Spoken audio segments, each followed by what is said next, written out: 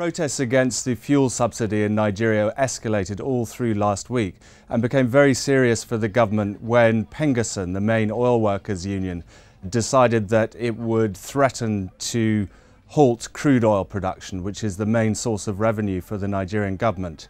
This forced the government into negotiations with the union and ultimately President Goodluck Jonathan partially caved in by reinstalling part of the subsidy, so that now you have a raised petrol price, but not as raised as it was when he removed the subsidy altogether.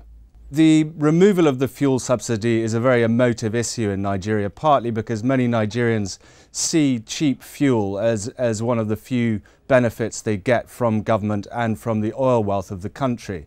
So when the subsidy was removed and petrol prices increased, transport prices increased and food prices increased, it hit poorer Nigerians directly in the pocket. That was one reason for the anger. But what was interesting about this whole protest movement was that it also became about government waste altogether.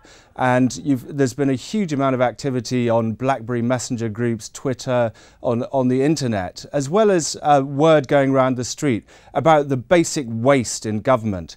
I think there was also a lot of anger because the fuel subsidy is incredibly wasteful, and it's perceived that a great proportion of it just is fleeced from the public purse in corruption and by deals between officials and fuel importers. And I think many Nigerians felt that the very people who abused the subsidy are then trying to make the public pay for the cost of it by removing the subsidy and forcing up the price of petrol. There are similarities with the Arab Spring in that the protest movement was greatly aided by the advance of technology in Nigeria, the fact that so many people have mobile phones now. But this was not exactly a protest that was aimed at forcing out the government. What it has done is it's put the government under a lot more pressure to deliver. And I think that's fairly novel in Nigeria, at least in recent years. We haven't seen Nigerians quite this united in demanding more accountable and efficient government since the dark days of military rule back in the 1990s. Nigeria has huge promise and has been attracting a lot of interest outside the oil sector, but in consumer industries, in banking, in other services.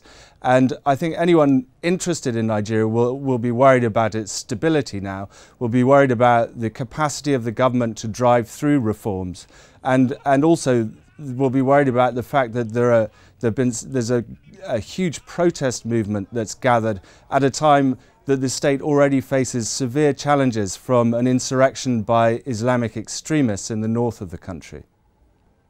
William Wallace, Financial Times, London.